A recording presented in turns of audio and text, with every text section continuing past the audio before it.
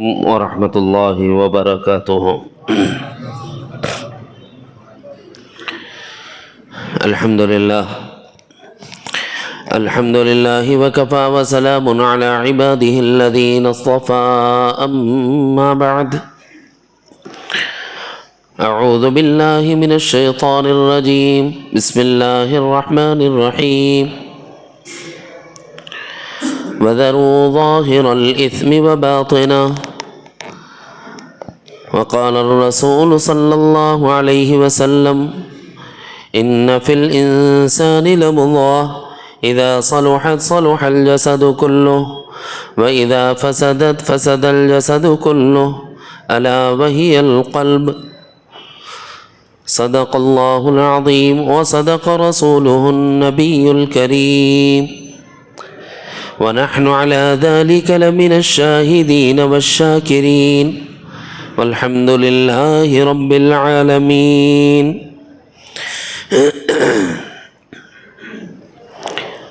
قابل قدر بزرگوں، معزز دینی بھائیوں اور اسلامی بہنوں،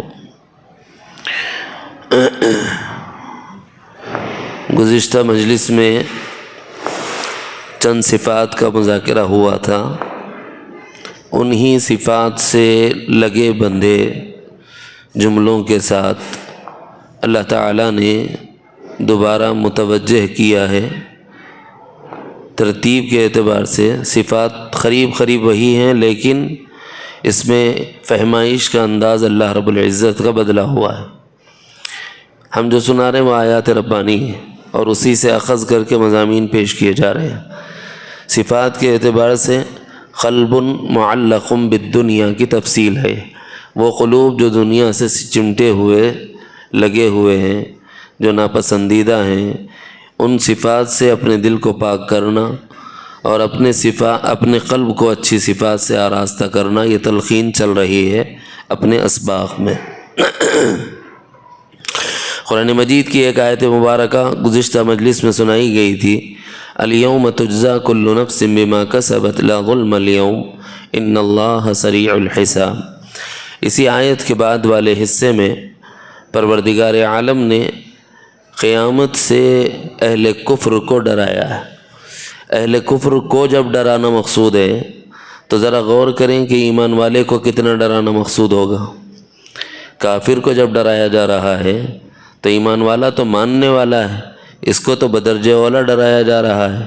اس کی ہولناکیوں کا تذکرہ کرتے ہوئے اللہ رب العزت نے فرمایا: وَأَنذِرْهُمْ يَوْمَ الْآزِفَةِ إِذِ الْقُلُوبُ لَدَى الْحَنَاجِرِ كَاظِمِينَ مَا لِلظَّالِمِينَ مِنْ حَمِيمٍ وَلَا شَفِيعٍ يُطَاعُ۔ یہ حصہ گزشتہ مجلس میں بھی آیا، وَلَا شَفِيعٍ يُطَاعُ ہم نے ذکر کیا ہے شفاعت کے باب میں۔ اس میں اللہ تعالیٰ فرماتے ہیں ان لوگوں کو ایک ایسی مصیبت کے دن سے ڈرائیے جو قریب آنے والی ہے، یعنی مصیبت کا دن قریب آنے والا ہے، یعنی قیامت کے دن کو تکلیف دہ دن ہونے کی وجہ سے مصیبت کا دن اللہ تعالیٰ نے قرار دیا، ہولناک دن ہونے کی وجہ سے مصیبت کا دن قرار دیا۔ ذرا تصور کرو کہ وہ مصیبت کیسی مصیبت ہوگی کہ جب حاملہ اونٹنیاں اور حاملائیں اپنے حمل کو گرا دیں گی ہیبت الہی کی وجہ سے۔ آثار قیامت ہی ایسے ہوں گے، آسمان لپیٹ دیا جائے گا، چاند تارے جھڑا دیے جائیں گے، زمین لپیٹ دی جائے گی، پہاڑ روئی کی گالوں کی طرح اڑتے پھریں گے۔ جی، اس قدر ہولناک چنگھاڑ ہوگی، چیخ ہوگی کہ اس وقت دودھ پلانے والی مائیں اپنے بچوں کو اپنی گودوں سے پھینک دیں گے اور حاملائیں اپنے حمل ساقط کر دیں گی، گرا دیں گی ہیبت کی وجہ سے۔ کیسا عظیم دن ہے، کیسا بڑا دن ہے، کیسا ہولناک دن ہے۔ تو اس دن کی ہولناکی سے اور اس کی مصیبت سے ڈرانے کی ترغیب دی گئی ہے جناب رسول اللہ صلی اللہ علیہ وسلم کو، تاکہ جو بندے اللہ تعالیٰ کے بارے میں نہیں جانتے وہ جان لیں، پہچان لیں کہ وہ کیسی عظمتوں والے، کیسی قدرتوں والے اور کیسے کمالات والے۔ جہاں ان کی قدرتوں کا تذکرہ کیا وہیں ان کے علم کی وسعت کا تذکرہ کیا۔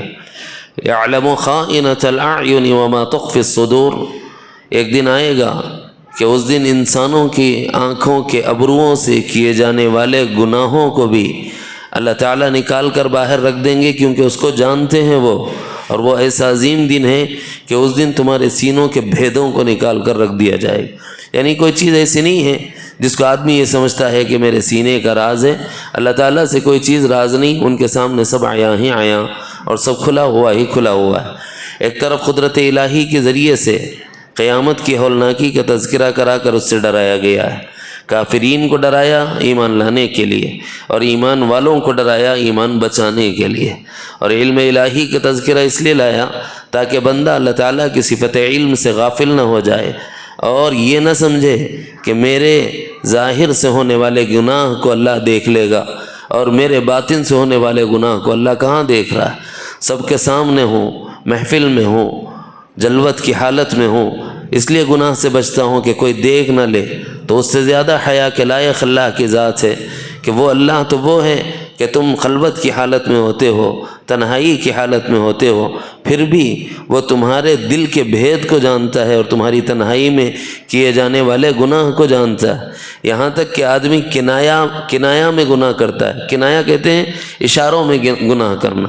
مثال کے طور پر اس زمانے میں سمجھنا کچھ بھی مشکل نہیں، ایک نوجوان لڑکا اگر جا رہے ہوں راستے سے، پوری دنیا کی نظریں ان کی نگاہوں سے نہیں ملتی، لیکن لڑکے کی نگاہ ملی اور لڑکی کی نگاہ ملی، ادھر اس نے اپنی پلک جھپکائی، ادھر لڑکی نے پلک جھپکائی، یوں سمجھ لو کہ دونوں صرف ایک آنکھ کے مونچھنے کی وجہ سے ایک ہلکا سا اشارہ کیا ہے، اور یہ اشارہ چونکہ وہ دونوں غیر محرم ہیں تو گناہ ہے، اور نہ صرف گناہ ہے بلکہ برائی کے اشارے کی وجہ سے گناہ کبیرہ میں داخل ہو چکا ہے۔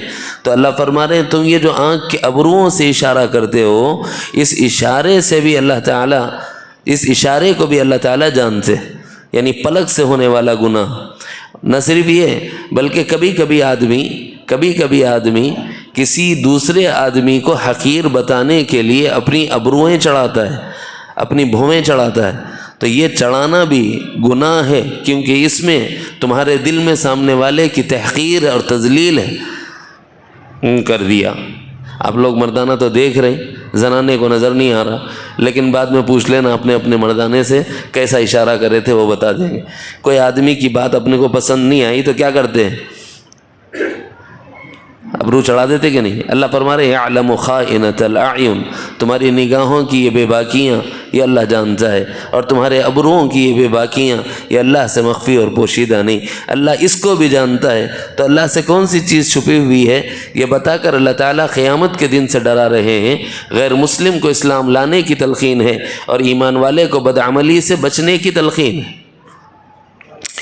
بعد والے مرحلے میں حق تعالیٰ جل شانہ نے فرمایا واللہ یقضی بالحق، اللہ تعالیٰ کے جو فیصلے ہوتے ہیں وہ حق پر ہیں، اور اللہ جو فیصلہ کریں گے وہ فیصلہ حق برحق ہی ہوگا، کیونکہ اللہ ظلم نہیں کرتا، اور اسی لیے تو اس دن کو رکھا ہے۔ اب حق فیصلہ کرے گا تو یہاں جس بات سے ڈرایا ہے وہ بالخصوص اہل کفر کو ہے، اور یہ کافرین کے جو قلوب ہیں ان کے اندرون میں یہ صفت پائی جاتی ہے۔ گزشتہ مجلس میں دوسرے ضمن میں یہ آیات آئی تھی، اس میں سبق جو سمجھایا گیا تھا وہ تھا ربوبیت الہیہ کا یقین ہونا، اللہ رب حقیقی ہے یہ یقین ہونا، یہ ایمان والے کی صفت ہے، اور غیر اللہ کو رب جاننا یہ کافرین کی صفت ہے۔ یہاں اسی زاویے کو پھر بدل کر اللہ تعالیٰ فرما رہے ہیں کہ جب تم کسی کو اپنا رب سمجھتے ہو، اپنے لیے نافع جانتے ہو، اپنے لیے ضار جانتے ہو، یعنی جب تمہیں کسی سے نفع کی امید لگ جاتی ہے تب تم اس سے استعانت اور استمداد طلب کرنے لگ جاتے ہو، جب کسی سے نقصان کا اندیشہ لاحق ہو جاتا ہے تب تم اس سے پناہ طلب کرنے لگ جاتے ہو۔ لہٰذا ایسی صورت میں جب تم اللہ کو چھوڑ کر کسی دوسرے کو پکارتے ہو تو یہ تمہارا پکارنا من حیث الاستمداد، مدد کے لیے پکارنا، چاہے وہ پناہ طلب کرنے کے لیے ہو یا مدد کے لیے پکارنا چاہے کسی چیز کے حاصل کرنے کے لیے ہو، ہر اعتبار سے یہ شرک ہے۔ یہ شرک کیوں آیا؟ اس شرک کے آنے کی وجہ گزشتہ مجلس میں بتا دی گئی ہے۔ ربوبیت کا یقین، ایمان والے کا یقین اللہ کی ذات پر ہوتا ہے تو اس کا ہاتھ اللہ کے سامنے پھیلتا ہے کہ مولا جب میں نے مانگا نہیں تھا تو میری ضرورتیں رحم مادر میں آپ نے پوری کی ہیں، جب اس دنیا کی آغوش میں آیا ہوں تو اس میں میری ضرورتوں کو پورا کرنے والا آپ کے سوا کوئی نہیں۔ اور ایک کافر کیا کہتا ہے، وہ اس کی نظر مخلوقات پر ہوتی ہے، لہٰذا وہ اپنے نفع کی امیدیں جن سے لگاتا ہے انہی سے استمداد طلب کرتا ہے، مدد طلب کرتا ہے کسی چیز کے پانے کے لیے۔ جہاں نفع کی تھوڑی سی امید نظر آئی اسی کو اپنے لیے الہ بنا لیا، اور جہاں نقصان کا تھوڑا اندیشہ ہو گیا اسی سے بچنے کے لیے اس کی پناہ میں چلا گیا۔ بھائی یہ اللہ کے سوا کسی اور کے لیے کرو گے تو ظاہر ہے کہ اس کا نام شرک ہے، اس سے بچانا مقصود ہے۔ اور ڈرتے ہوئے انسان دوسرے انسانوں سے ڈرتا ہے، ڈرتے ہوئے انسان مخلوقات سے ڈرتا ہے۔ یہ جتنی دیویاں پوجی جاتی ہیں، یہ جتنے دیوتا پوجے جاتے ہیں، ان سب کے پیچھے اندیشے لاحق ہیں نا کہ یہ ہمیں نقصان پہنچا دیں گے۔ مثال دیتا ہوں سمجھانے کے لیے، ساؤتھ انڈیا کا ایک بدماش ترین شیطان، عرف عام میں اس کو بڑا کہتے ہیں، وہ اتنا بڑا ہو گیا، الامان والحفیظ، ایمان والے عاملین کے پاس، ان لوگوں کا نہیں آتے رہتے ہوں گے، یمین و شمالہ دونوں جانب عاملین ہی بیٹھے ہوئے۔ بھائی عاملین کے پاس بڑا مسئلہ یہ ہے کہ اگر ان کو پرکھ ہو جاتی ہے، تشخیص ہو جاتی ہے کہ یہ مسئلہ نرسو کا ہے، ہاتھ ہی نہیں ڈالتے۔ اللہ کے واسطے جاؤ بھائی، دوسرے کا نہیں کہیں کہ وہ تو اس پہ بڑھے گا اثر ہے، وہ خدا سے بھی بڑا ہے۔ کیا وجہ ہے کیوں ڈرا جاتا ہے؟ اس لیے ڈرا جاتا ہے نا کہ کہیں نہ کہیں کسی گوشے میں ایک ایمان والے کے دل میں بھی غیر اللہ کا ڈر پایا جاتا ہے۔ ہمارے شیخ حضرت شاہ صوفی غلام محمد صاحب نور اللہ مرقدہ، اللہ غریق رحمت فرمائے، ہزاروں لوگوں کے گھروں سے اس بت کو نکالا ہے اور اپنے پیروں تلے روندا ہے اور بتلایا ہے یہ غیر اللہ ہے، نہ نافع ہے نہ زار ہے، اس سے نہ نفع کی امیدیں رکھ سکتے ہیں نہ اس کو زار سمجھ کر اس کو پوجا جا سکتا ہے۔ ہر گھر سے جہاں تک حضرت کو پتہ چلا، جس گھر کے قریب سے گزر جاتے تھے، اللہ رب العزت نے ایسی بصیرت عطا فرمائی تھی، دیواروں کو دیکھ کے بتاتے تھے کہ اس میں نرسو کو پوجا جاتا ہے، دیوار دیکھ کے بتاتے تھے کہ اس میں نرسو پوجا جاتا ہے۔ اور اگر یہ پتہ چلتا کہ یہ مسلمان کا گھر ہے تو ڈیرا ڈال دیتے تھے، جب تک کہ اس کو توحید فعلی نہ سمجھاتے کہ کرنے والی ذات اللہ کی ہے، نافع ذات اللہ کی ہے، زار ذات اللہ کی ہے، غیر اللہ کے ساتھ ہمارا یہ استمداد کا تعلق نہیں ہونا چاہیے، جب تک وہ نکال نہیں دیتا ہٹتے نہیں تھے۔ ثبوت گواہیاں ہیں، یہ لوگ تھے ساتھ میں اس لیے گواہی دے رہے ہیں، دیکھا ہے نا۔ تو بھائی یہ جو نرسو پوجا جا رہا ہے اس کو کیوں پوچھتے ہیں لوگ؟ ارے نہیں صاحب وہ باوا دادا سے چل لیتے آیا، ذرا چڑھا دیے تو ہمارا کیا جا رہا، مگر کم سے کم ستاتا نہیں۔ ارے بھائی ستان دو، ستایا تو کیا جاتا ہے؟ یہی ہوگا کہ جان جائے گی، ایمان تو بچے گا۔ ہماری نظر میں جان کی اہمیت ہے مگر ایمان کی اہمیت نہیں، اس بے حسی سے نکلنا ہوگا، اور اللہ تعالیٰ جس طرف متوجہ کر رہے ہیں اس کو غور و فکر سے دیکھنا ہوگا۔ اور اگر کسی کو زعم باطل ہے کہ نہیں ہم بڑے طاقتور ہیں، ہمارا کوئی کچھ نہیں بگاڑ لے سکتا، تو یہ اللہ کے مقابلے میں آ کے یہ اپنی اکڑ مت دکھاؤ۔ اہل کفر اللہ کے مقابلے میں یہ اکڑ دکھاتے ہیں، ایمان والا اللہ کے سامنے آ کر کہتا ہے اے اللہ آپ ہی بڑے ہیں، یہاں تک کہ اپنی جبین نیاز کو مولا تعالیٰ کے قدموں میں ڈال دیتا ہے، اللہ اکبر، پھر کہتا ہے کہ مولا سبحان بھی تو ہے، رب بھی تو ہے، اعلیٰ بھی تو ہے، تیرے سوا کوئی سبحان بھی نہیں، تیرے سوا کوئی رب بھی نہیں، اور تیرے سوا کوئی بھی اعلیٰ نہیں۔ تمام تر بلندیاں، تمام تر کبریائی اللہ آپ کی ذات عالی کے لیے سزاوار ہے۔ سجدے کی حالت میں جب بندہ پڑ جاتا ہے، کیا ہے وہ؟ مولا کے قدموں میں سمٹ جانا اور اس کی عظمتوں کا اظہار کرنا۔ مسلمان کا نظریہ یہ ہوتا ہے، اکڑتا نہیں مسلمان، لیکن کافر اکڑتا ہے۔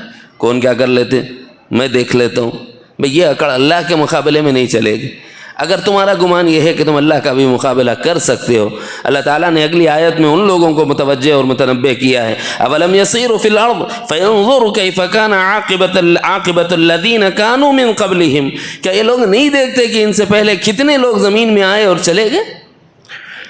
اللہ نے فرمایا کانوا ہم اشد منہم، یہ تو کچھ بھی نہیں ہے، یہ جو لوگ ہیں بالخصوص مخاطب کفار مکہ ہیں، وہ بڑے زعم میں مبتلا تھے کہ ہم بڑے طاقتور ہیں، ہم بڑے جنگجو ہیں اور ہم بڑے دلیر ہیں، ہمارے سامنے میدان جنگ میں کوئی ٹک نہیں سکتا، کوئی ٹھہر نہیں سکتا، ہم ہر ایک کا مقابلہ کر سکتے ہیں، یہاں تک کہ محمد کے خدا کا بھی مقابلہ کر لیں گے۔ نعوذ باللہ، نخل کفر کفر نباشد۔ جب ان کی زبانوں نے یہ کہا تب اللہ نے فرمایا کانوا ہم اشد منہم، تمہاری اوقات ہی کیا ہے، تم سے زیادہ طاقتور ہم نے زمین میں پیدا کیے تھے۔ قوم عاد کو دیکھ لو، عاد ارم کو دیکھ لو، قوم سمود کو دیکھ لو، طاقت میں، جسے میں اتنے لحیم، اتنے شحیم، اتنی قوت والے، اتنی طاقت والے کہ اپنی انگلیوں سے کرید کرید کر پہاڑوں میں مکان بنا لیتے تھے، لیکن کیا اللہ نے ان کو نہیں پکڑا؟ کہ اللہ کی گرفت ان پر نہیں آئی؟ اس قدر شدید آئی ہے کہ صرف اللہ نے فرمایا کہ 7 دن 8 رات، 7 راتیں 8 دن، 7 لیال و 8 ایام حسوما فطر القوم فیہا سرعا کأنہم اعجاز نخل خاویہ، وہ لوگ جو دنیا میں سب سے زیادہ طاقتور ترین بنا کر بھیجے گئے، یہاں تک کہ پہاڑوں میں کھود کر اپنے گھر بنانے کی قوت اور ملکہ انہیں حاصل تھا، کہ وہ اللہ کے مقابلے میں آئے تو وہ بچے کیا؟ سیرو فی الارض، اس لیے اللہ کہتا ہے کہ زمین میں چلو پھرو، تاکہ تمہیں عبرت اور نصیحت حاصل ہو کہ تم اللہ کے مقابلے میں کچھ بھی نہیں ہو، پھر کس بات کی اکڑ ہے؟ جب غیر مسلم اکڑ رہا ہے تو اللہ اس کو متوجہ کر رہے ہیں، جب مسلمان میں بھی یہی اکڑ آ جاتی ہے تو پیارے آقا اس کو سمجھاتے ہوئے کہتے ہیں بھائی کس بات کی اکڑ ہے؟ اللہ کے مقابلے میں کس بات کی اکڑ ہے؟ تیری حیثیت کیا ہے، میری حیثیت کیا ہے؟ یہ تصوف کے اسباق میں سے ایک سبق ہے۔ عام طور پر صوفیہ کرام یہ حقائق عبد رب جب بیان کرتے ہیں تو اس وقت سمجھاتے ہوئے یہ بات بھی ارشاد فرماتے ہیں کہ بھائی دیکھو تمہاری ہماری حیثیت اور حقیقت کیا ہے؟ من نطفۃ امشاج نبتلی، ماں اور باپ کے پشت اور سینے سے نکلنے والے ایک پانی کو جس کی شکل بلغمی ہو جاتی ہے، پھر پیارے آقا مدنی کریم صلی اللہ علیہ وسلم نے، صحیح بخاری کی روایت سنا رہا ہوں، مدنی کریم صلی اللہ علیہ وسلم نے وہ اپنا بلغمی لعاب مبارک نکالا اور اپنے دست مبارک میں ڈال کر انگلی سے ہلایا، تم اور ہم ایسے پانی سے پیدا کیے گئے ہیں، ایسے پانی سے جس نے ایسا انسان بنایا، اس رب کے سامنے کئی کی اکڑ، اس رب کے سامنے کئی کی اکڑ۔ تو یہاں کافر کو ایمان لانے کی ترغیب ہے اور ایمان والے کو اعمال صالحہ کی ترغیب ہے، استکبار سے بچنے کی تلقین ہے۔ اس کے باوجود جب ایسی عظمتوں والے، ایسی قدرتوں والے اللہ ہیں، کوئی بندہ اللہ کا شریک ٹھہراتا ہے، ان کا گمان کیا ہے کہ انہوں نے اللہ کا شریک کیوں ٹھہرایا؟ وہ یہ کہتے ہیں کہ یہ قیامت میں ہمارے شفاعتی ہوں گے۔ یہ مضمون گزشتہ مجلس میں بھی آ چکا ہے۔ بتوں کو کیوں پوجا جاتا ہے؟ اس لیے تاکہ یہ ہماری اللہ کے پاس سفارش کرے۔ اللہ فرما رہے ان سے پوچھا جائے گا این شرکاؤکم الذین کنتم تزعمون، تم جس زعم میں تھے کہ قیامت کا میدان ہوگا، رب تعالیٰ کے مقابلے میں تم نے جن کو اپنا خدا بنایا تھا، اپنا رب بنا کر اس کی عبادت کی تھی، اس سے استعانت طلب کی تھی، جس تمہارا گمان تھا نا کہ یہ رب کے مقابلے میں تمہاری سفارش کریں گے، شفاعت کریں گے، کہاں ہیں؟ این شرکاؤکم الذین کنتم تزعمون، جن کے زعم میں تم مبتلا ہو کر اللہ کا شریک ٹھہراتے تھے، تمہارے وہ شریک کہاں گے؟ قیامت کے دن کسی کو کچھ نہیں ملے گا۔ اس وقت انسان کے پاس کوئی بہانہ نہیں ہوگا۔ قیامت کے دن سے ڈراتے ہوئے اللہ کہہ رہے ہیں اللہ کی قسم جو ہمارا پروردگار ہے، ہم تو مشرک نہیں تھے، یہ کہہ اٹھیں گے مشرکین قیامت میں کیا کہیں گے؟ قیامت میں یہ کہیں گے اللہ کی قسم ہم تو مشرک تھے ہی نہیں۔ پھر حالت عجیب ہو جائے گی۔ یہ جو جملہ ہے نا، وہ یہ کہیں گے کہ ہم وما کننا مشرکین، ہم تو شرک کرنے والوں میں سے تھے ہی نہیں۔ یہ دراصل بوکھلاہٹ ہے، یہ دراصل بوکھلاہٹ ہے۔ یعنی جب اللہ تعالیٰ ثابت کر دیں انہوں نے شرک کیا تھا اور جب بلایا جائے گا وہ شرکا کا ہیں جن کو تم نے اللہ کا معبود، اللہ کے برابر، اللہ کا ہمسر ٹھہرایا تھا، لاؤ انہیں، اور وہ ان کو پکاریں گے، وہ آئیں گے نہیں، تب وہ بے ساختہ بوکھلاہٹ میں کہہ دیں گے ہم نے کسی کو پکارا ہی نہیں تھا۔ جب یہ کیفیت ہو جائے گی نا اور یہ مکر جائیں گے کہ ہم نے شرک کیا ہی نہیں، تب اللہ تعالیٰ انسانوں کے منہ کو مہر لگا دیں گے، اور اس دن انسان کے ہاتھ گواہی دیں گے، انسان کے پیر گواہی دیں گے، انسان کے اعضاء و جوارح گواہی دیں گے کہ اللہ یہ جھوٹ بول رہا ہے، اس نے آپ کی زمین پر چلتے پھرتے ہوئے مجھ سے یہ گناہ کیا۔ پیر کہے گا، پیر سے چل کر جو گناہ کیا تھا اس گناہ کی گواہی پیر دیں گے، جن ہاتھوں سے گناہ کیا تھا وہ ہاتھ گواہی دیں گے، چڑھاوا چڑھانے کے لیے ان ہاتھوں کا استعمال کیا، یہ ہاتھ گواہی دیں گے، پوجنے کے لیے، ڈنڈوت کرنے کے لیے غیر اللہ کے سامنے اپنے دونوں ہاتھ جوڑے تھے، پھر یہ گواہی دیں گے کہ اللہ تیرے غیر کے سامنے دستبستہ یہ کھڑا رہا تھا، عبادت کی نیت سے، تعظیم کی نیت سے، اس کی عظمت کی نیت سے، اور اس کے سامنے اظہار تذلل کے لیے۔ تب جب یہ اعضاء و جوارح گواہی دیں گے سارا منظر سامنے آ جائے گا۔ اس لیے اللہ نے فرمایا ہے کہ ڈرو، اس اللہ کے مقابلے میں تمہارا کوئی مددگار نہیں ہوگا۔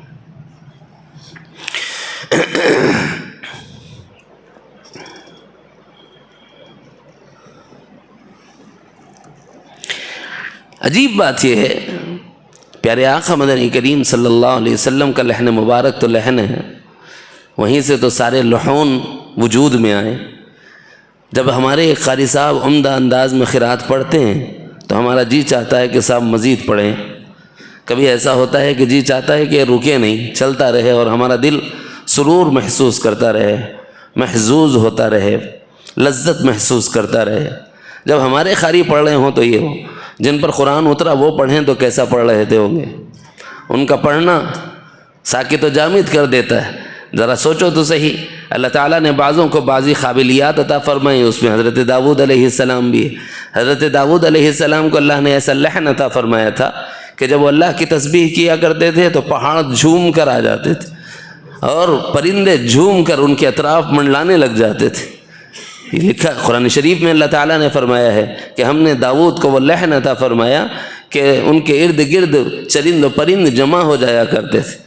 جب حضرت داؤد کو یہ ملکہ حاصل تھا تو آنچ خوباں ہما دارن تو تنہا داری، جو تمام انبیاء کو ملکات اور قابلیات اور صلاحیات اللہ نے ودیعت فرمائی، ان تمام کا جامع ذات جناب محمد الرسول اللہ صلی اللہ علیہ وسلم کو بنایا ہے۔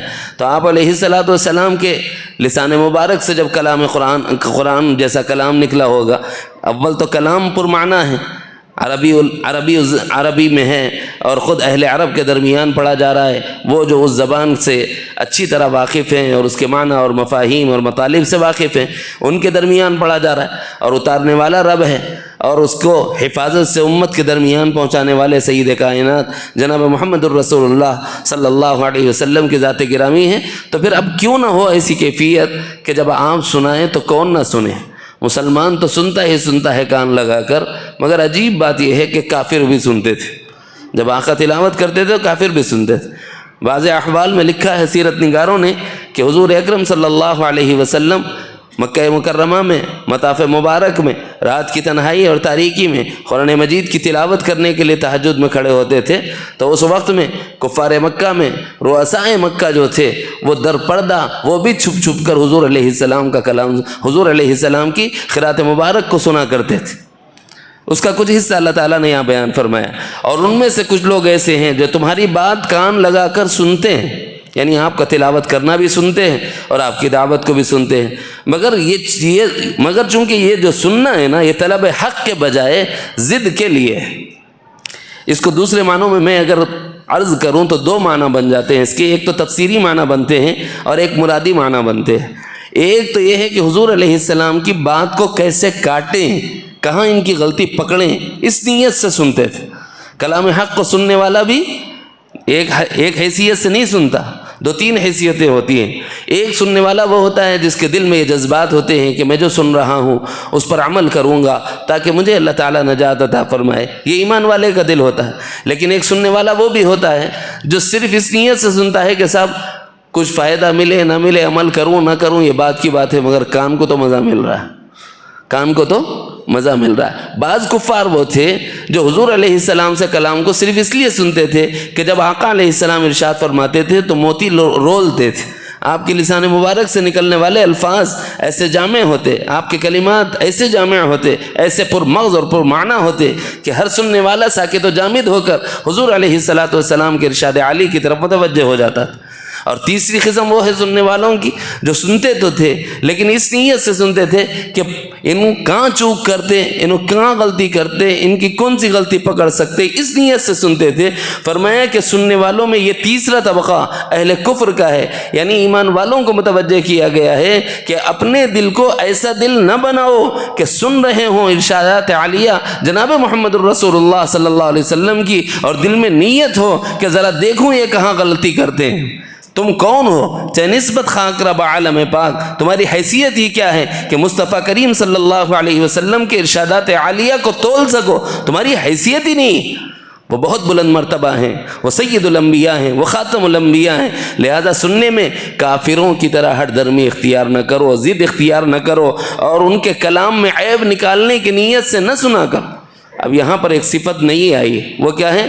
کافر سنتا ہے اعتراض کرنے کے لیے، یہ صفت اگر ہم میں پائی جائے تو یہ کافرانہ صفت ہے، اور اگر طاعت کے جذبات ہوں تو یہ مؤمنانہ صفت ہے۔ صحابہ کرام جب سنتے تھے تو یوں کہتے تھے سمعنا واطعنا غفرانک ربنا والیک المصیر، اے اللہ ہم نے سن لیا، ہم اطاعت کریں گے، اے اللہ آپ ہی سے مغفرت کے طلبگار ہیں اور سب کو آپ ہی کی طرف پلٹ کر آنا ہے۔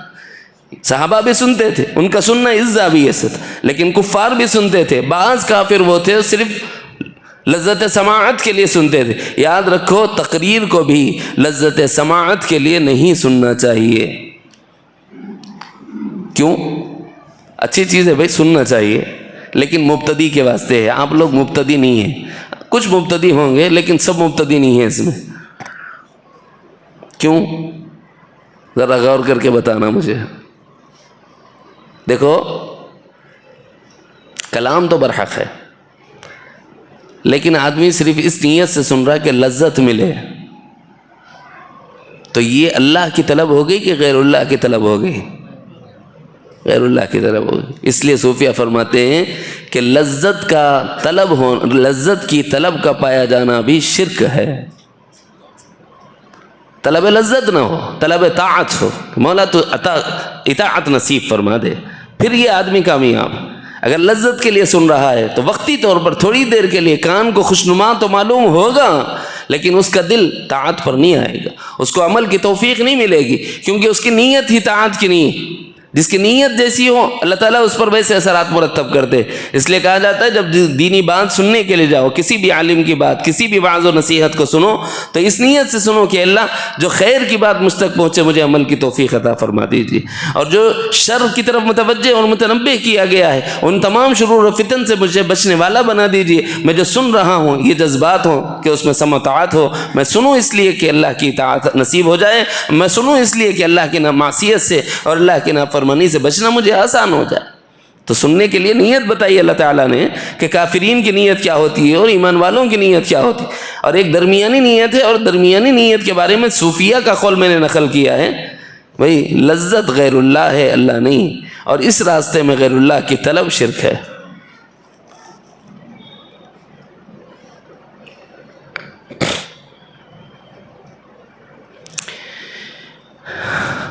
کہیں دین کی بات ہوتی ہے، افہام و تفہیم کی بات ہوتی ہے، قرآن و سنت کے معنی اور مطالب سمجھائے جاتے ہیں، تو ایک وہ آدمی ہوتا ہے جو دوسرے کو تلقین کرتا ہے۔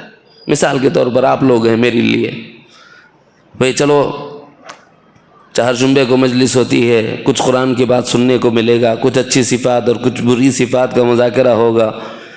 آپ آتے ہیں ساتھ میں اپنے دوست احباب کو اطلاع دیتے ہیں، تو نیت کیا ہو گئی آپ کی؟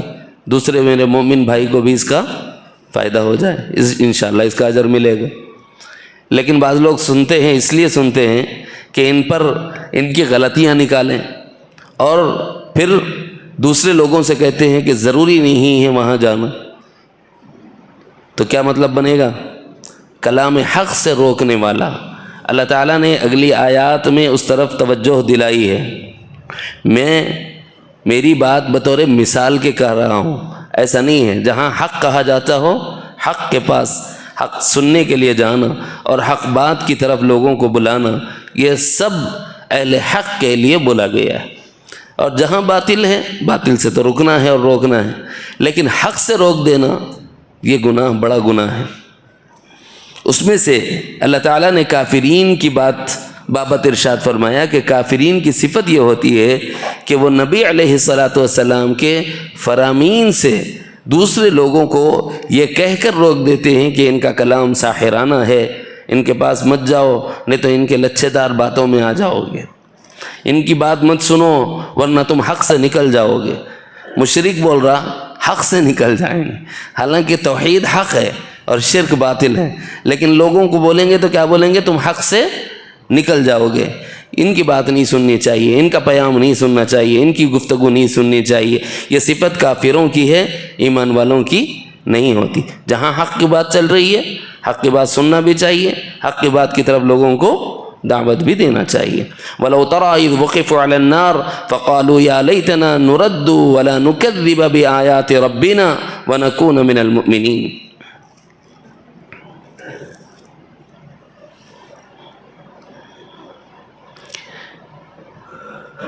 یہ وہ آیات ہیں جس میں اللہ تعالیٰ نے ان کی اس ہٹ درمی کی وجہ سے جو عذاب ہوگا اس کا تذکرہ کیا ہے۔ ابھی میں نے جو سنایا وَهُمْ يَنْهَوْنَ عَنْهُ وَيَنْأَوْنَ عَنْهُ وَإِنْ يُهْلِكُونَ إِلَّا أَنفُسَهُمْ وَمَا يَشْعُرُونَ، یعنی حق بات سے لوگوں کو روکتے ہیں۔ حق بات سے جب لوگوں کو روکا جائے گا تو ان کا منظر اللہ تعالیٰ نے کھینچا ہے۔ وَلَوْ تَرَىٰ إِذْ وُقِفُوا عَلَى النَّارِ، جب ان لوگوں کو آگ پر کھڑا کر دیا جائے گا۔ یعنی آگ پر کیسے کھڑا کیا جائے گا؟ اس کو سیدھے معنی میں یوں سمجھیں کہ پلسرات کہاں بنا ہوا ہے؟ جہنم پر۔ سب کو معلوم ہے کہ پلسرات کہاں بنا ہوا ہے؟ جہنم پر۔ کافر آیا پلسرات پر، کافر آیا پلسرات پر، تو اس کو اس وقت جو کیفیت ہوگی اللہ تعالیٰ اس کا منظر بیان کر رہے ہیں، کیونکہ وہ دھڑام سے نیچے گرنے ہی والا ہے۔ اب اذ وقفوا علی النار، لمحے بھر کے لیے جو اس کو سکوت ملے گا، ٹھہراؤ ملے گا، ساکن ہوگا وہاں تھوڑی دیر کے لیے۔ اس تھوڑی دیر کے اندر اس کے اندر جو بات پیدا ہوگی وہ یہ ہوگی، کاش کہ میں نے دنیا میں نہ حق سے خود کو روکا ہوتا، نہ دوسرے کو حق سے روکا ہوتا۔ کیا بھائی یہ منظر ہمیں پیش آ جائے، یہ اچھا ہے یا یہ اچھا ہے کہ سنی ہوئی بات پر عمل کرنے والا اللہ بنا کر ہم سب کو اول وہلہ میں جنت میں داخل فرما دے؟ فیصلہ آپ کو کرنا ہے۔ اس میں دو صفات آئی ہیں، دو تین صفات آئی ہیں۔ اب اس کے بعد جو آیتیں پڑھ رہا ہوں اس میں ذرا ساتھیوں کی تھوڑے بھواں چڑھ جاتے، مگر کیا کروں، میرا جی چاہتا ہے کہ کوئی حکم چھپائے نہیں، جو ہے وہ بھی نوعاً بتا دے۔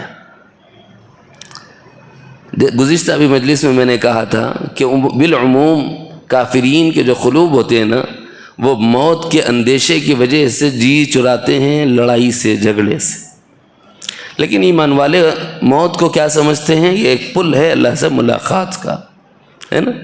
جہاد سے جی چرانے کی جو کیفیت ہے اللہ تعالیٰ نے اس سے روکا ہے، مختلف زاویوں سے اس کی ترغیب دی ہے۔ بالخصوص اس زمانے میں جب صحابہ کرام گھروں سے نکال دیے گئے تھے، انہیں ہجرت پہ مجبور کیا گیا تھا، ان کی دکانیں چھین لی گئیں، ان کے مکانات چھین لیے گئے، ان کو تپتے ریگزاروں پر ڈال دیا گیا، اور ان کے بچوں کو ان کے سامنے زد و کوب کیا گیا، ان کے جسموں پر کوڑے مارے گئے، اور ان پر گرم سلاخیں لگائی گئیں ان کے جسموں پر، اور ان کو انگاروں پر گھسیٹا گیا۔ ایسے حالات جب پیش آ گئے نا، تب اللہ تعالیٰ نے فرمایا کہ دیکھو ظلم سہنے کی بھی ایک حد ہوتی ہے، ظلم سہنے کی بھی ایک حد ہوتی ہے۔ جب یہ آؤٹ آف لمٹ ہو گیا نا تو کنٹرول میں لانا ضروری ہے کہ نہیں ہے؟ ضروری ہے۔ تو اس کنٹرول میں لانے کے لیے اللہ تعالیٰ کا ایک قانون عدل ہے، تلک الایام نداولها بین الناس۔ جب ظالم ظلم کرتا ہے تو عدل کا پرچار بلند کرنے کے لیے ان کے پرچارک اللہ تعالیٰ کھڑے کر دیتے ہیں۔ ایسے میں ایمان والوں کو جن صفات سے آراستہ ہونا ہے وہ سب سے پہلی صفت موت کے ڈر سے نکل جانا ہے۔ جس کے دل میں موت کا ڈر ہوگا اس کے دل میں جہاد کی کوئی عظمت و وقعت کبھی نہیں ہوگی، اور جو اللہ کے فریضے سے غافل ہوگا اس کو کبھی بھی توفیق ہدایت نہیں ہوگی۔ یہ قاعدہ یاد رکھیں ہم۔ اگر میں یہ کہوں تو شاید بے جا نہیں ہوگا. ہمارے حال پر یہ منطبق ہوتا ہے کہ اس وقت آج امت مسلمہ کی ذلت و خواری کی وجہ ہے کہ جہاد والے فریضے سے غفلت. اس سلسلے میں اللہ رب العزت نے فرمایا وَأَعِدُّوا لَهُمْ مَا اسْتَطَعْتُم مِّن قُوَّةٍ. تم ہر وقت جس مکان میں ہو، جس زمان میں ہو، جس جگہ ہو، زمین کے کسی خطے میں رہتے ہو، اپنے آپ کو مسلح رکھو، اپنے آپ کو تیار رکھو. ہمارے پٹے کبھی کبھی میری تلخ نوائی کو گوارا کر لینا، نوجوان بچے ہمارے رات بھر موبائل دیکھتے اور صبح ہمیں پیراں پسار کے فجر چھوڑ کے سو جاتے. صحیح ہے غلط ہے بھائی؟ جلدی جلدی بولے تو میں بھی جلدی جلدی ختم کرتا ہوں، نہیں تو میں بھی ہلو لے کے چلتا ہوں، صبح تک چلنے دو. صحیح ہے نا غلط ہے؟ رات بھر موبائل دیکھ رہے ہیں کہ نہیں دیکھ رہے؟ اور وہ موبائل میں دیکھ رہے ہیں کیا؟ وہ موبائل میں فحش مناظر دیکھ رہے ہیں جس کی وجہ سے انسان کے اندرون میں قوت پیدا کرنے والا جو مادہ ہے وہ ضائع ہو جا رہا ہے. ایک جوہر ہے وہ، اس کو ضائع کریں گے تو قوت زائل ہوگی، جس کی وجہ سے دل میں بزدلی پیدا ہوگی. عبث بیکار میں ناجائز اپنی قوت کو ضائع کر رہا ہے، جس کی وجہ سے اس کے دل میں بزدلی پیدا ہو رہی. تو یہ جہاد کی تیاری ہے کہ عدم تیاری ہے؟ اللہ تو کہہ رہے ہیں کہ بھئی اپنے جسموں کو تیار رکھو، مضبوط رکھو، تن و من رکھو، چست رہو، تندرست و توانا رہو. اس واسطے الحمدللہ الکوثر میں بچوں کو روزانہ صبح کراٹے کلاس دیتے ہم لوگ. کوئی مانے تو بھی مانے، نہیں مانے تو نہیں مانے، ہمارا کام کر کے دکھانا ہے. چاہے وہ ہمارے 10 بچے ہوں گے، ہم کر کے بتائیں گے بھئی ہمارے بچے تیار ہیں. اللہ کا یہ حکم آیا تو اس کے لیے بھی ہم تیار. آپ بھی تیار ہیں کہ نہیں ہیں؟ ضرورت پڑی تو تیار رہنا چاہیے. اگر یہ نیت بھی نہ ہو تو ایمان والے بھی نہیں ہو، یاد رکھ لو یہ.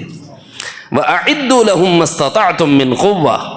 اپنے جسموں کو مضبوط کرو. کافر کو دیکھو، صبح اٹھ کر ابھی سورج نہیں نکلتا وہ ورزش کر رہا ہے، وہ دوڑ لگا رہا ہے، وہ ایکسرسائز کر رہا ہے، وہ اپنے جسم کو تندرست توانا کر رہا ہے. اور ہمارا نوجوان فجر کی نماز چھوڑ کر غفلت کی نیند سو رہا ہے. کب تک چلے گی یہ بے غیرتی کی زندگی، بے حیائی کی زندگی؟ نکلیں اس سے. اللہ چاہتے ہیں جس قدر طاقت اور گھوڑوں کی جتنی چھاؤنیاں تم بنا سکتے ہو، ان چھاؤنیوں کے ذریعے سے مقابلے کے لیے تیار رہو. چھاؤنیاں بنانے کا مطلب کیا ہے معلوم ہے؟ اس وقت چھاؤنی کیا ہے؟ ہر مسجد ہماری چھاؤنی، کہیں راز فاش نہ ہو جائے. ہر مسجد کیا ہے؟ ایک مسجد کا دوسری مسجد سے رابطہ ہونا. وہاں کچھ ہوا، یہاں کے مسلمانوں کو غیرت آنی چاہیے، ان کو فکر ہونی چاہیے کہ صاحب ہمارے مسلمان بھائی فلاں علاقے کے وہاں کے پریشان ہیں، ہمیں معلوم ہو گیا تو ایک مسجد کا دوسرے مسجد سے اس قدر رابطہ اور تعلق ہو کہ فوری دوسرے مسلمان حرکت میں آ کر اپنے مسلمان بھائی کے دفاع میں کھڑے ہوں. وَأَعِدُّوا لَهُم مَّا اسْتَطَعْتُم. یہ ہے اپنے آپ کو تیار رکھنا. اور ہمارا حل کیا ہے؟ وہاں لڑائی ہوئی، اپنی مسجد ہے، نہیں وہ سنیوں کی ہے، وہ بریلویوں کی ہے، وہ اہل حدیثوں کی ہے، وہ اپنی مسجد تھوڑی ہے. نکلو بھائی اس جہالت سے، نکلو اس حماقت سے. سارے کافر متحد ہو گئے اور ہم آپس میں فقہ کے نام پر اور مسلک کے نام پر ایک دوسرے کو گالی گلوچ دے رہے ہیں، کافر بول رہے ہیں، ایک دوسرے پر مختلف قسم کے الزامات رکھ رہے ہیں. اور اگر کسی دوسرے کو تکلیف ہو گئی ایمان والے بھائی کو تو ہمارے دل پہ کوئی جون نہیں رینگ رہی ہے. اتنے بے ضمیر اور مردہ ضمیر ہو گئے ہیں. اللہ کے نبی صلی اللہ علیہ وسلم نے فرمایا تھا کہ تم ایک جسم کے مانند ہو، کسی ایک کو کہیں تکلیف ہو تو پورے جسم کو تکلیف ہونی چاہیے. مثال کے طور پر آدمی چل رہا ہو اور اگر چلتے چلتے ٹھوکر لگ جائے اور پیر کے ناخن میں ہلکی سی خراش آ جائے تو آنکھ آنسو بہا کر بتاتی ہے کہ ہمارا تیرے ساتھ ربط اور تعلق ہے. اگرچہ تکلیف تجھے ہوئی ہے لیکن میں اشک بہا رہی ہوں تیرے ساتھ نسبت اور تعلق کی بنیاد پر. مجھے بتاؤ سرزمین فلسطین آج لہو لہان ہے، کیا ہمارے دل اشکبار ہیں؟ کیا ہماری آنکھیں اشکبار ہیں؟ کیا امت مسلمہ پر یہ ظلم نہیں ہو رہا؟ ہمارے جنازے نہیں اٹھ رہے؟ امت مسلمہ کی غفلت کا حال یہ ہے کہ اس پر آنسو بہانے کو بھی لوگ منع کرتے. کیا ضرورت ہے؟ اس ملک کا مسئلہ ہے. ہمارا ملک تو ٹھیک ٹھاک ہے نا. تمہارا خیال ہے ہمارا ملک ٹھیک ٹھاک؟ 3 دن پہلے کیا ہوا؟ تمہاری مسجد، ہماری مسجد، ہر ایمان والے کے لیے جو مسجد ہے، جو اللہ کا گھر ہے، شہید کی گئی نہیں کی گئی؟ اس پر سروے کے نام پر دھوکہ دیا گیا کہ نہیں دھوکہ دیا گیا؟ ہمارے 3 نوجوان شہید کر دیے گئے کہ نہیں کر دیے گئے؟ کب کب تک کافرانہ صفات رکھو گے اپنے قلوب میں؟ یہ بزدلی کافرانہ صفات میں سے ہے، بزدلی سے نکلنا۔ ہمارے آقا مدنی کریم جناب محمد الرسول اللہ صلی اللہ علیہ وسلم کی صفات حمیدہ میں سے ایک صفت مبارکہ لکھی ہے علماء امت نے کہ آپ شجیع الاشجع تھے، ایسے بہادر تھے کہ صحابہ کرام کہتے ہیں کہ بسا اوقات ہم پناہ لیتے تھے جناب رسول اللہ صلی اللہ علیہ وسلم کی۔ اور کبھی ایسا ہوا ہے کہ مدینے کے کسی دور دراز علاقے سے ایک آواز آئی ہے زوردار، تو سارے صحابہ متفق اور متحد ہو کر نکل کر دیکھنے کے لیے جمع ہی ہو رہے تھے کہ آقا علیہ السلام کو ادھر سے آتا ہوا دیکھا۔ پوچھا یا رسول اللہ اس طرف سے آپ آ رہے ہیں جہاں سے ایک بہت بڑی آواز آئی تھی؟ آقا نے فرمایا میں دیکھ آیا ہوں، بے فکر رہو، اطمینان کی کوئی پریشانی کی کوئی بات نہیں۔ آقا کے ہمت کا حال یہ تھا، اور امت کی بزدلی کا حال یہ ہے کہ ہم تو بس اس کا نام مطلب انصاف اس فریضے کا بولتے ہیں۔ اس غفلت سے نکلنے کی طرف توجہ دلائی۔ اس میں سے جو صفت مجھے ذکر کرنا ہے وہ ہے بزدلی۔ بزدلی کس کی صفت ہے؟ بزدلی کافروں کی صفت ہے۔ باقی تیاری جب کرانا رہیں گا تو وہ آیت کا پورا ترجمہ بعد میں کروں گا، ابھی تو جانا نہیں ہے نا، جب جانا رہیں گا تو پورا ترجمہ اس وقت کروں گا۔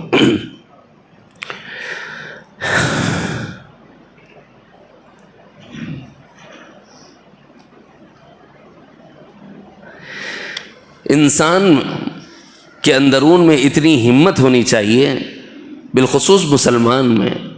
فرمایا کہ کافر کی طرف جھکاؤ پیدا نہ کرے، یعنی اپنے سے صلح کی پیشکش کبھی نہ کرے، چاہے وہ 100 ہوں اور تم 10 ہو، چاہے وہ 100 ہوں اور تم 10۔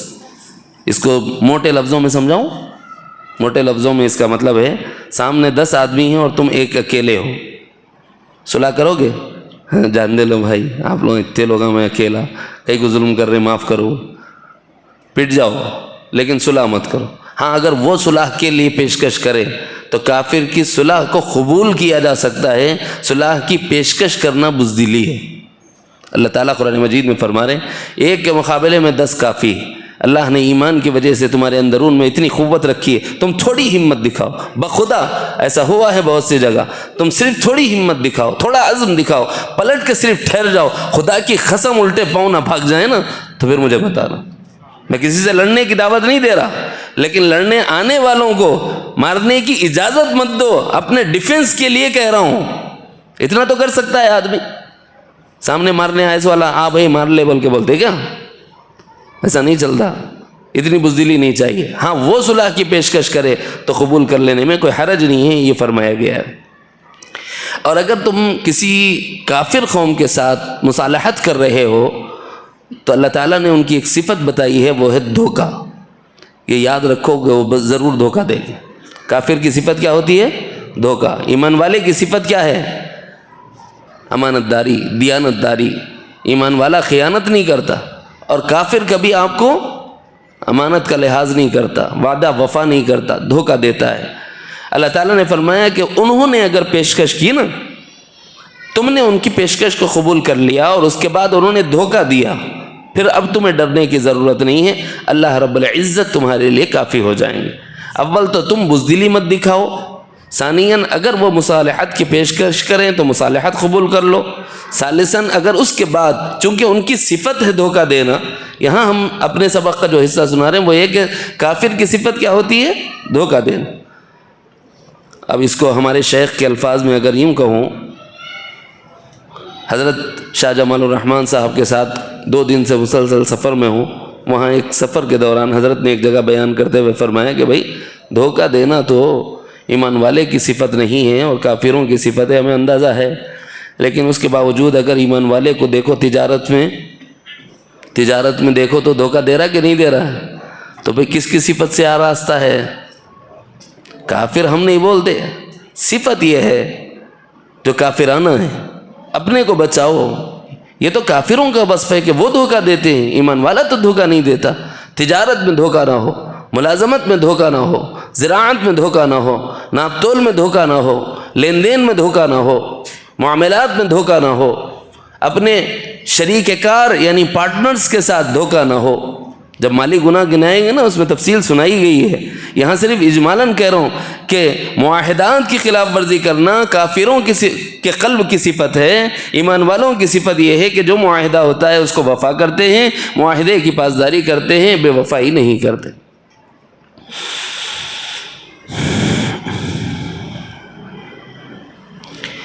اچھا صاحب، کیا اس زمانے میں کسی کافر کو پناہ دے سکتے ہیں یا نہیں دے سکتے؟ یاد رکھ لو، اسلام ظلم کی اجازت نہیں دیتا. اسلام ظلم کی اجازت نہیں دیتا. اگر حالات باہر ناسازگار ہیں اور کوئی کافر آپ سے پناہ طلب کرے تو اس کو پناہ دینا ایمان والے کی صفت ہے، اور پناہ نہ دینا یہ صفت کافرانہ ہے. کوئی پناہ مانگے تو پناہ دینا ایمان والے کی صفت ہے، اور پناہ نہ دینا یہ کس کی صفت ہوئی؟ کافروں کی. پھر بھی بعض جگہ یہ مناظر دیکھنے میں آئے، کافر تو اپنے گھر میں بعض مومنین کو حالات کی کشیدگی میں پناہ دے دیتے، لیکن ایمان والے اپنے دروازے بند کرتے ہیں. وجہ وہی موت کی بزدلی ہے. میرے دوست ایسا نہ ہو، اگر ظلم ہو رہا ہو چاہے کافر پر ہو رہا ہو اس کو روکنا ہماری ذمہ داری. ایک اچھے شہری ہونے کی دلیل یہ ہے کہ ملک میں بدامنی کو پھیلانے والوں سے، جن پر ظلم کیا جا رہا ہے، ان کو پناہ دینے کی ضرورت پڑے تو پناہ دو. باقی یہ کہ اگر وہ ایمان نہیں لاتے تو ان پر جبر نہیں کیا جائے گا.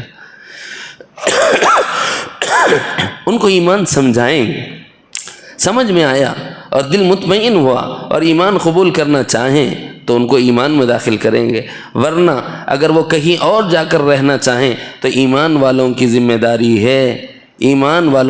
داری ہے کہ ان کو امن کے مقام تک لے جا کر چھوڑ کر آنا. 1 گھنٹہ میں تمہارے کو پناہ دے دیا، میری جان چھوڑو، اب جاؤ، اب ذرا حالات ٹھنڈے ہو گئیں بول کے بزدلی مت دکھاؤ. ان کو اس جگہ تک پہنچانا جہاں تک وہ امن محسوس نہ کر لیں، یہ ایمان والوں کا فریضہ اور ایمان والوں کی ذمہ داری ہے.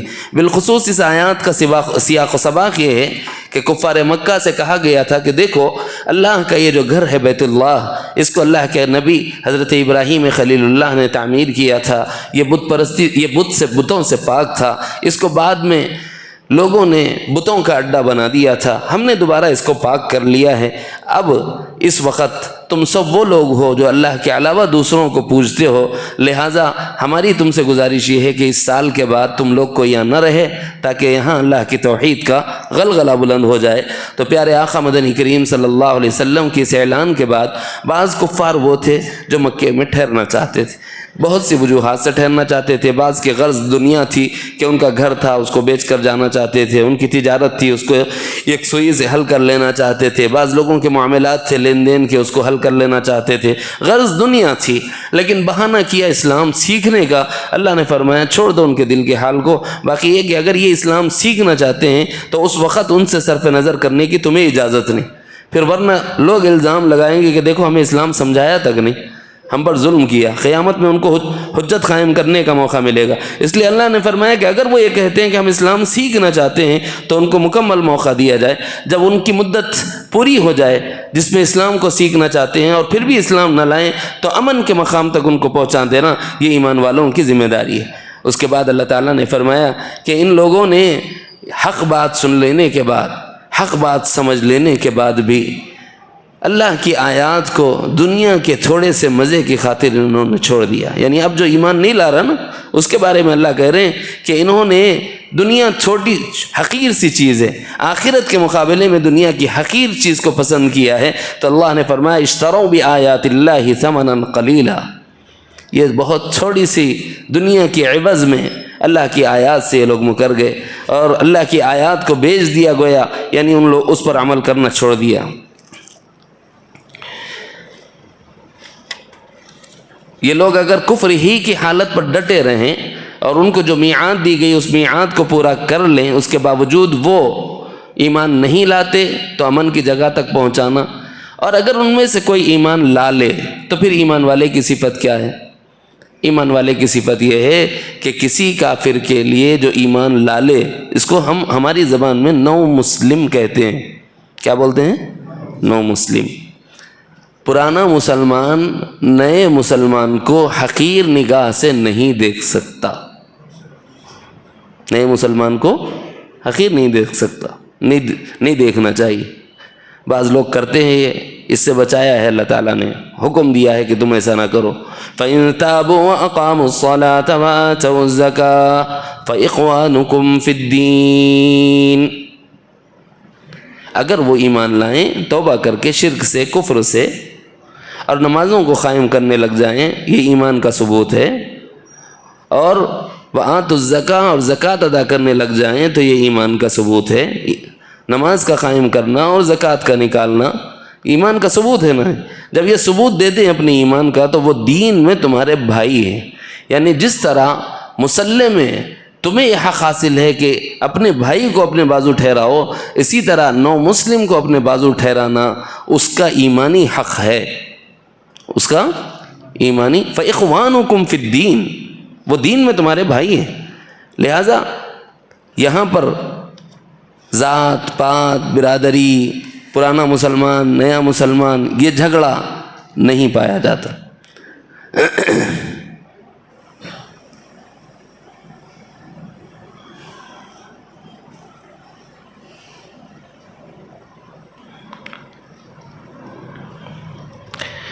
ایک صفت کافروں کی اللہ تعالیٰ نے یہ بیان فرمائی ہے کہ دیکھو، جب کوئی معاہدہ کرتے ہیں، جب کوئی ایگریمنٹ کرتے ہیں تو اس ایگریمنٹ میں قسم کھائی جاتی ہے، قسم کھائی جاتی ہے، ہم اللہ کو گواہ بناتے ہیں، اور جو جس مذہب کا ہوتا ہے وہ اس مذہب کی قسم کھاتا ہے۔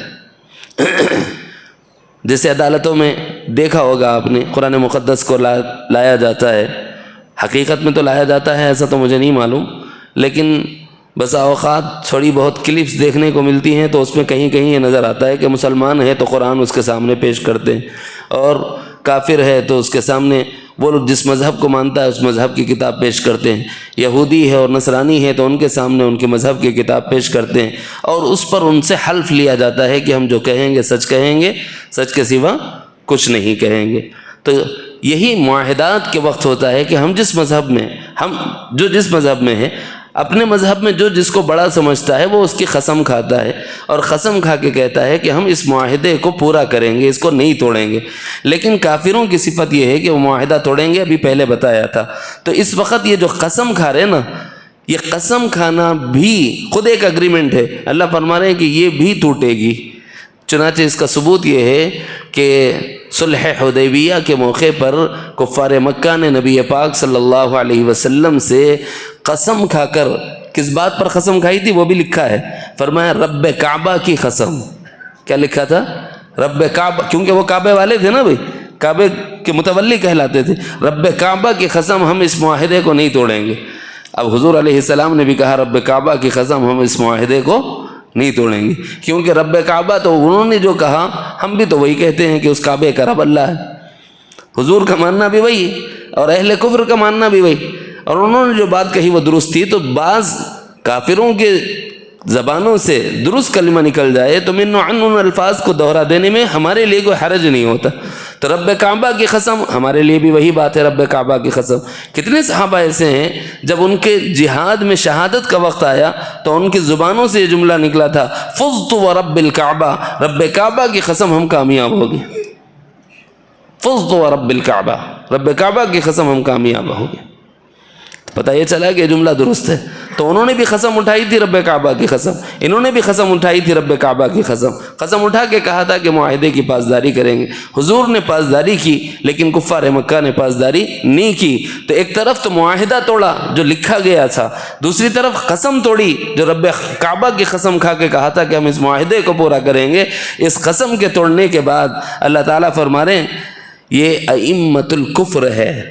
جب معاہدہ توڑ دینا تو پھر ان کے اوپر اللہ رب العزت نے حملہ کرنے کی اجازت دی ہے معاہدہ توڑنے پر۔ اس سے پہلے ہماری جانب سے عہد شکنی نہ ہو اور قسم کو توڑنے کا نظام نہ ہو، کام نہ ہو، اس طرف توجہ دلائی گئی ہے۔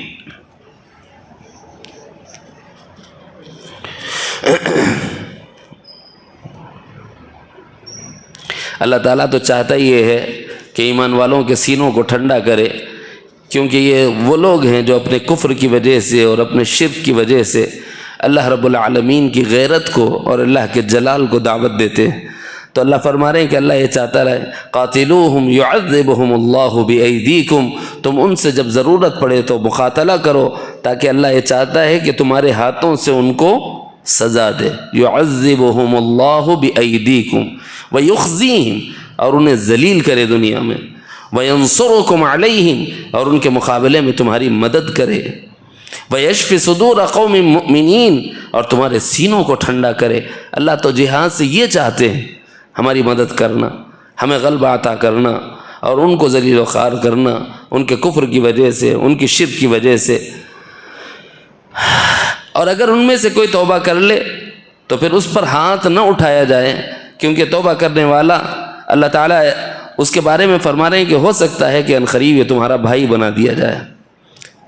بعض کافر تھے نا جو مقابلے کے لیے نہیں آئے تھے، بیٹھے رہے تھے، حضور علیہ السلام نے فرمایا کہ جنہوں نے تلوار کھینچی تم ان سے مقابلہ کرو فتح مکہ کے دن، اور جنہوں نے اپنی تلواروں کو اپنے گردنوں سے نیچے اتار دیا ہے ان سے تم لڑائی نہیں کر سکتے۔ آداب جنگ میں سے ایک بات بتائی گئی ہے کہ تم مریضوں پہ ہاتھ نہیں اٹھا سکتے، عورتوں پہ ہاتھ نہیں اٹھا سکتے، بچوں اور بچیوں پر ہاتھ نہیں اٹھا سکتے، بیماروں پر ہاتھ نہیں اٹھا سکتے، جو تمہارے مقابلے پر نہیں آئے تم اس پر ہاتھ نہیں اٹھا سکتے، جس سے تمہارا معاہدہ ہے تم اس سے ہاتھ نہیں اٹھا سکتے۔ یہ 6 شرائط یاد رکھنا، اگر اس کے باوجود اس جگہ پر کہیں کسی نے ہاتھ اٹھا دیا تو وہ ظلم ہے۔ اور یہ جو 6 شرائط ہیں نا، اور کسی کی عبادت گاہ میں داخل ہو کر اس کی عبادت گاہ کی بے حرمتی نہیں کر سکتے، یہ 7 باتیں ہیں۔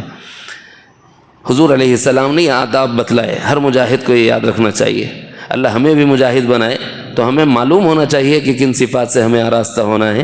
یہ ایمان والے کی صفات ہیں کہ یہ کسی بزدلانہ کام نہیں کرتا، عورت پہ ہاتھ نہیں اٹھاتا، بچوں پہ ہاتھ نہیں اٹھاتا، اور سرزمین فلسطین پہ عورتیں بھی محفوظ نہیں، بچے بھی محفوظ نہیں، بچیاں بھی محفوظ نہیں، ہاسپٹلز بیمار پہ ہاتھ نہیں اٹھا سکتے، ہاسپٹل بھی محفوظ نہیں، کسی مردہ کی کسی جنازے کی بے احترامی اور بے حرمتی نہیں کر سکتے، لیکن قبرستانوں پر بھی بم گرائے جا رہے ہیں، اور قبرستانوں اور مدفونوں کی بے احترامی اور بے حرمتی کی جا رہی ہے۔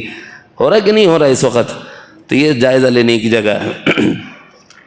باقی بھائی انہوں بھی تو مسجد اقصیٰ کی حرمت کے واسطے کوشش کر رہے نا، کیونکہ ان کی بھی مذہب میں مسجد اقصیٰ کی اہمیت ہے، ہمارے بھی مذہب میں ہے، تو کر لیں دے ان لوگوں کو، اپن لوگوں کا کو جانا۔ تو اللہ تعالیٰ فرما رہے وَمَا كَانَ لِلْمُشْرِكِينَ أَن يَعْمَرُوا مَسَاجِدَ اللَّهِ، مشرکین کے لیے زیبا نہیں ہے کہ وہ اللہ کے گھروں کی تعمیر کریں یا اللہ کے گھروں کی حفاظت کریں، یہ کام تو اللہ تعالیٰ نے ایمان والوں کا رکھا ہے۔ ان کے کفر اور شرک کی وجہ سے تو اللہ کے ان کی دنیاوی اچھائیاں بھی اللہ نے برباد کر دی ہیں۔ اولئک حبطت اعمالہم وفی النار ہم خالدون، وہ جہنم میں داخل کیے جائیں گے اور ہمیشہ ہمیشہ کے لیے داخل کیے جائیں۔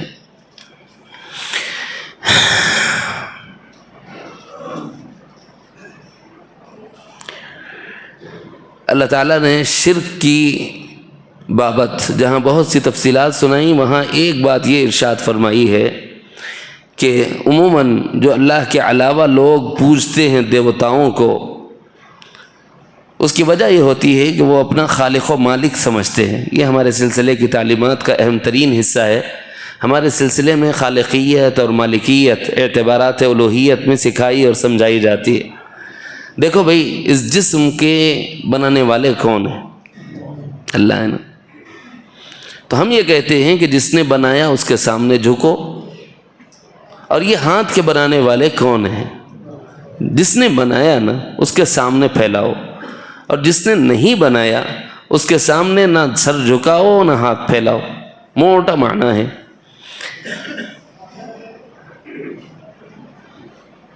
یہ اس لیے کہ الوہیت کا لازمہ ہے، خالقیت اور مالکیت یہ الوہیت کا لازمہ ہے، یعنی الہ وہی ہو سکتا ہے جو پیدا کرے، جو پیدا نہ کرے وہ لائق عبادت نہیں ہو سکتا، جو مالک نہ ہو وہ لائق عبادت نہیں ہو سکتا۔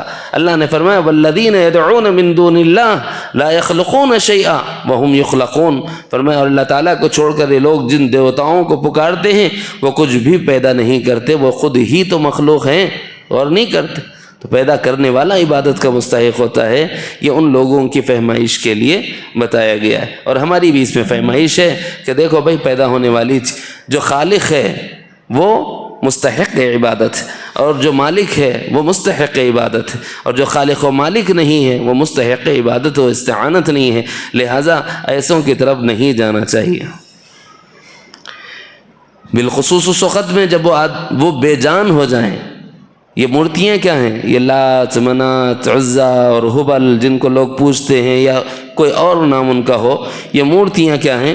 یہ بت، یہ تو مردہ ہیں، بے جان ہیں جن کو یہ لوگ پوجتے ہیں۔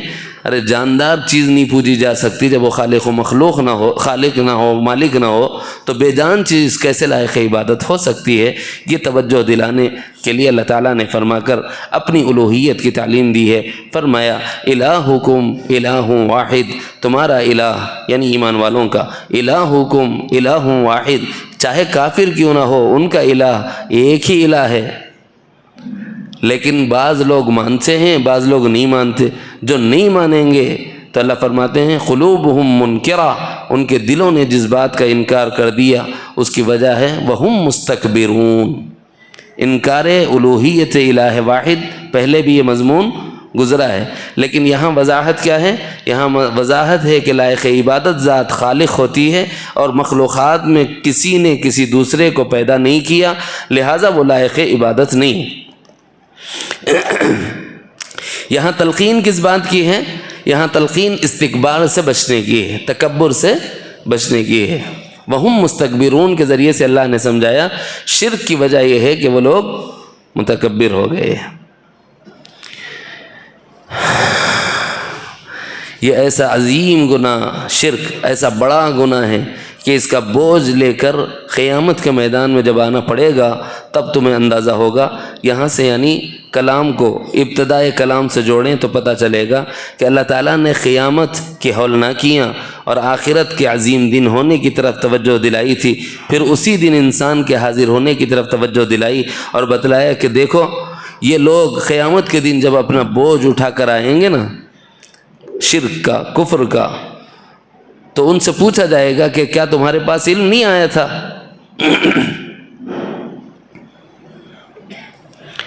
ان کے پاس علم تو آیا تھا، لیکن انہوں نے اس کے بارے میں، اس علم کے بارے میں یعنی قرآن مقدس کے بارے میں کیا کہا؟ یہ تو ایک افسانہ ہے۔ تفسیر میں مفسرین نے کیا لکھا ہے؟ کافروں نے کہا یہ تو ایک افسانہ ہے۔ یہ کافروں کا مسئلہ ہے کہ وہ اگر قرآن کے بارے میں کہتے ہیں کہ یہ افسانہ ہے، تب تو ان کے شرک و کفر کی وجہ سے بوجھ ان پر تو پڑے گا ہی پڑے گا۔ لیکن بعض وہ لوگ جو ایمان والے ہونے کا دعویٰ کرتے ہیں، سمجھ رہے ہیں؟ بعض وہ لوگ جو ایمان والے ہونے کا دعویٰ کرتے ہیں، ان میں سے بھی بعض ایسے ہیں جو یہ کہتے ہیں کہ یہ قرآن صرف قصے کہانیاں ہیں، یہ قرآن صرف قصے کہانیاں ہیں۔ بھائی جس کے دل میں یہ بات ہے اس کو سمجھ لینا چاہیے کہ اللہ تعالیٰ نے قیامت کے دن سے اس کو ڈرایا ہے۔ اللہ نہ کرے، اللہ ہمارے قلوب کی حفاظت فرمائے، ایسی بات ہمارے قلب میں آ جائے کہ اس میں کوئی قصے اور کہانیاں ہیں۔ جتنے قصص ہیں واقعات انبیاء کی اور حکایات اقوام کی، یہ دراصل عبرت اور نصیحت کے لیے ہیں۔ قرآن میں جتنے واقعات ہیں وہ کس لیے ہیں؟ عبرت اور نصیحت کے لیے۔ اگر کسی نے غلطی سے بھی ان واقعات کے بارے میں یہ گمان کیا کہ یہ تو قصے اور کہانیوں کی کتاب ہے، تو اس شخص کا ایمان خطرے میں ہے۔ میں کوئی فتویٰ نہیں لگاتا، لیکن کافروں کی صفت ہے قرآن کو افسانہ کہتے تھے۔ افسانہ یعنی کہانیوں کی کتاب، ٹھیک ہے، کہانیاں۔ اور اگر کسی مومن کے دل سے یہ بات نکل گئی یا زبان سے یہ بات نکل گئی تو اس کا ایمان خطرے میں آ گیا کہ نہیں آ گیا؟ کیونکہ وہ عظیم قرآن کے بارے میں بہت بڑی بات کہہ گیا۔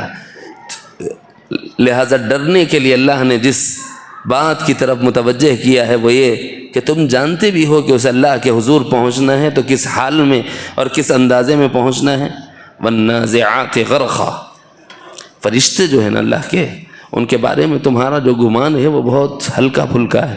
تم سمجھتے ہی نہیں ہو کہ فرشتے چیز کیا ہے۔ وہ ایسی چیز ہیں کہ وہ تیرتے رہتے ہیں آسمان و زمین کے درمیان میں۔ فرشتے آسمان و زمین کے درمیان تیرتے رہتے ہیں۔ یاد رکھو، جب کسی کافر کی جان نکالنا ہو جب کسی کافر کی جان نکالنا ہو تو ایک ایک رگ میں جان بھاگتے رہتی ہے. کیوں؟ اس کے کفر کی وجہ سے عذاب کی طرف جا رہا ہے، اس کے شرک کی وجہ سے عذاب کی طرف جا رہا ہے، اس کے نفاق کی وجہ سے عذاب کی طرف جا رہا ہے، اس کے ارتداد کی وجہ سے عذاب کی طرف جا رہا ہے، اس کے فسق و فجور اور معصیت کی وجہ سے عذاب کی طرف جا رہا ہے. ٹھیک؟ تو وہ چاہتی نہیں کہ عذاب کی طرف جائے، روح نکلنا نہیں چاہتی. کیا کرتی ہے؟ پورے جسم میں جتنی رگیں ہیں، جہاں جہاں خون کی گردش ہے، روح خطرہ خون کے ساتھ دوڑتی رہتی ہے، اس رگ سے اس رگ میں، اس رگ سے اس رگ میں، اس رگ سے اس رگ میں، کبھی سر کی طرف، کبھی پیر کی طرف، کبھی ہاتھ کی طرف، کبھی دل کی طرف، کبھی اعضائے باطن کی طرف، کبھی اعضائے ظاہر کی طرف دوڑ لگاتے رہتی ہے روح. والنازعات غرقا. اللہ تعالیٰ فرماتے ہیں، حضرت عبداللہ ابن عباس نے فرمایا کہ یہ جسموں کے اندر ڈوب کر فرشتے جہاں جہاں روح ہوگی نا وہاں سے کھینچ کر نکالیں گے. اس کی تفسیر میں لکھا ہے، اس کو سمجھنے کے لیے حضرت سیدنا عمر فاروق رضی اللہ عنہ یا سیدنا ابو بکر صدیق رضی اللہ عنہ نے اس کی ترجمانی کی ہے. خلفاء میں سے کوئی خلیفہ ہیں یا یہ نام میں ظہول ہو رہا ہے، لیکن دونوں میں سے کوئی ہے، سیدنا ابو بکر صدیق ہیں یا سیدنا عمر فاروق. فرمایا کہ ایک کافر کی جان کیسے نکالی جاتی ہے. تو اس کو سمجھانے کے لیے صحابہ نے جو بات بتلائی وہ یہ ہے کہ اس کو سمجھنے کے لیے ایک ململ کا کپڑا لے لو. کون سا کپڑا؟ ململ کا، کاٹن نہیں، پالسٹر نہیں، ململ کا کپڑا لے کر اس کو کاٹی کے جھاڑ پر سوکھنے کے لیے جیسے آدمی ڈال دیتا ہے ایسا پھیلا کر ڈال دو. کیا ہو جاتا ہے؟ اب یہ ہوتا ہے کہ اس کے ہر حصے سے کانٹے باہر نکل جاتے ہیں. اس کے بعد اس کو ایسا نہیں اٹھانا، اس کو نیچے کی طرف ایسا کھینچو. کیا حل ہو جائے گا اس ململ کے کپڑے کا؟ چندیاں ہو جاتا ہے. اس کو ہماری زبان میں، محاورتی زبان میں بولتے ہیں. کیا ہو جاتا ہے؟ چندیاں ہو جاتا. فرمایا کہ ڈرو اس دن سے جب تمہارے اس کفر کی وجہ سے، تم ان کافرانہ صفات کی وجہ سے، جب تمہاری روح تمہارے جسم سے عذاب الہی سے ڈر کے نکلنا نہیں چاہے گی تو فرشتے ڈوب جائیں گے تمہاری رگوں کے اندر، اور پھر تمہاری روح تمہارے جسم سے ایسے نکالی جائے گی جیسے ململ کا کپڑا ہو اور کاٹی کے درخت پر ڈال کر نیچے کی طرف اس کو کھینچ دیا گیا ہو. اس کے بعد جو حالت اس کپڑے کی ہوتی ہے اس سے بدترین حالت روح انسانی کی ہوتی ہے. اللہ ہم سب کو محفوظ رکھے. یہ ڈراوا اس لیے ہے کہ قیامت کا یقین پیدا ہو جائے. یہ ڈراوا اس لیے ہے کہ قرآن کی عظمت پیدا ہو جائے. یہ ڈراوا اس لیے ہے کہ بشیر و نذیر نبی علیہ السلام کے اخبار پر ایمان لا کر ایمان میں استحکام پیدا کرے. اور یہ ڈراوا اس لیے ہے کہ اللہ کی الوہیت الہ واحد، یعنی اللہ الہ واحد کی الوہیت کا یقین کامل ہو. اور یہ ڈراوا اس لیے ہے کہ بعث بعد الموت، یعنی مرنے کے بعد اٹھائے جانے کے لیے آدمی تیار ہو جائے اور یقین رکھے کہ یقیناً اٹھایا جانا ہے. اس کے لیے گزشتہ مجلس میں مثال دی گئی، سو کر جاگنا. جیسے اللہ دوبارہ اٹھاتے ہیں ایسے ہی مرنے کے بعد دوبارہ زندگی ہے. لہٰذا بھائی آخرت کے یقین کو مضبوط رکھو. بنیادی جو مضمون بنتا ہے وہ ہے اہل کفر کی صفت. یہ تمام الوہیت الہ واحد، انبیاء و رسل، اخبار غیب، قرآن حکیم، اس کو افسانہ کہتے تھے. آخرت کا یقین نہ ہونا اور عذاب الہی کے بارے میں ان لوگوں کا یہ جملہ کہہ دینا کہ لاؤ وہ عذاب جس عذاب سے تم ہمیں ڈرا رہے ہو، بے خوف ہو جانا عذاب الہی سے. یہ صفات سے ڈرانے کے لیے آج کا مضمون صرف ڈراوا تھا. اللہ تعالیٰ جن باتوں سے ڈرا کر ہمیں ایمان میں بڑھاوا لانے اور اپنے ایمان کو بڑھانے کی تعلیم دے رہے ہیں، اللہ ہمیں اس پر عمل کی توفیق عطا فرمائے. وہ صفات جو ناپسندیدہ ہیں اور کافروں کی قلوب کی صفات ہیں، اللہ ان تمام صفات سے ہمیں محفوظ و مامون فرمائے. کلمات استغفار اس نیت